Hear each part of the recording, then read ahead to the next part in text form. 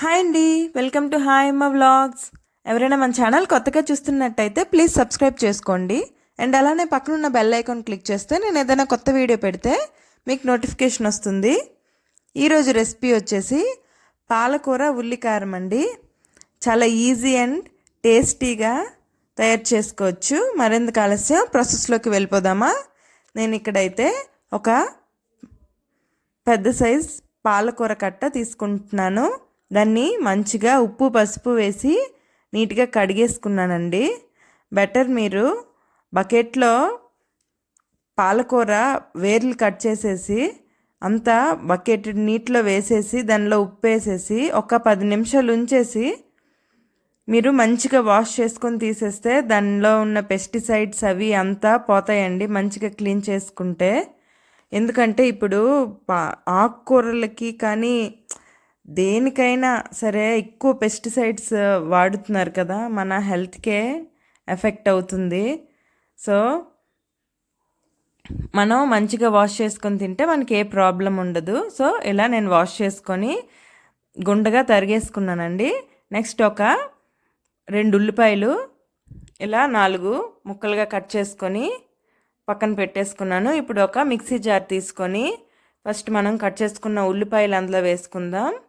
ఇప్పుడు ఆ ఉల్లిపాయల్లోనే వెల్లుల్లి రెబ్బలు ఒక 10 నుంచి 12 వెల్లుల్లి రెబ్బలు తీసుకుంటున్నానండి. వెల్లుల్లి రెబ్బలు కూడా వేసుకుందాం. ఇప్పుడు రుచికి సరిపడా ఉప్పు కూడా అందులోనే వేసేద్దాం. ఉప్పు వేసిన తర్వాత మీకు తగినట్టుగా కారం కూడా వేసేసుకోండి. ఇప్పుడేని అన్నీ కలిపి మనం గ్రైండ్ చేసేసుకోవాలి. మీకు ఎంత కారం మీరు స్పైసీ కావాలనుకుంటే కొంచెం ఎక్కువ ప్రిఫర్ చేసుకోవచ్చు. లేకపోతే ఒక స్పూన్ కారం నేను ఇక్కడ వేసుకుంటున్నాను. వేసుకొని చూడండి, ఇలా చూపించిన విధంగా మెత్తగా మిక్సీ పట్టుకొని పక్కన పెట్టేసుకోండి.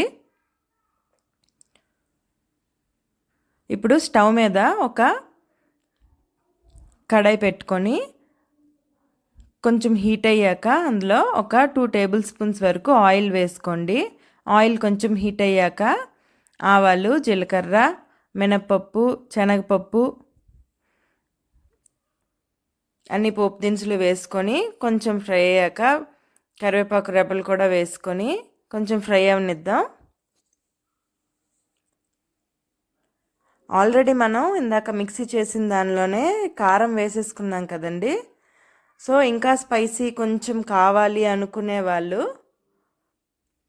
ఇందులోని ఒక 4 ఎండుమిరపకాయలు చిక్కేసి వేసుకోవచ్చు, లేదంటే స్కిప్ చేసుకోవచ్చు అండి. ఎండుమిరపకాయలు వేయడం వల్ల దాని టేస్ట్ ఇంకా బాగుంటుంది. సో ఇప్పుడు ఎండుమిరపకాయలు, వెల్లుల్లి రెబ్బలు, పోపు అంతా మంచిగా వేగిపోయిన తర్వాత మనం ముందుగా ఏదైతే మిక్సీ చేసి పెట్టుకున్నాం కదా ఆ పేస్ట్ని వేసేసుకొని మంచిగా ఫ్రై అవనిద్దామండి. పచ్చివాసన పోయే వరకు మంచిగా ఫ్రై చేసుకోండి. ఇప్పుడు ఇందులోనే కొంచెం పసుపు వేసుకొని ఫ్రై చేసుకుందాం. చూడండి, ఇది బాగా ఫ్రై అయ్యాక అప్పుడు మనం ముందుగా కట్ చేసి పెట్టుకున్న పాలకూరని అందులో వేసేసుకోవడమే.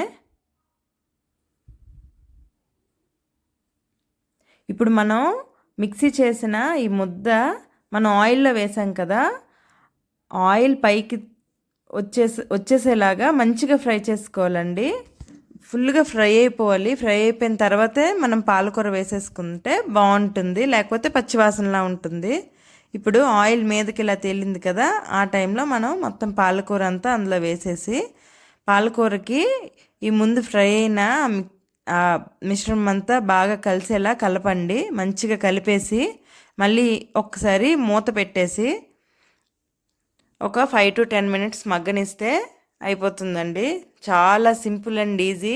నార్మల్గా ఎప్పుడు చేసుకునేలా రొటీన్గా కాకుండా ఇలా ఒకసారి పాలకూర ఉల్లికారం ట్రై చేయండి. టేస్ట్ అయితే వేరే లెవెల్. నాకైతే చాలా చాలా బాగా నచ్చిందండి. నాకు పాలకూర అసలు పెద్దగా నచ్చదు. అలాంటిది ఈ ఈ రెసిపీ వేడివేడి అన్నంలో కలుపుకొని తినగానే నాకు హెవెన్లా అనిపించింది. నిజంగా చాలా బాగా నచ్చింది. మీరు కూడా ట్రై చేసి చూడండి, మీకు కూడా నచ్చుతుంది, మీ పిల్లలకు కూడా.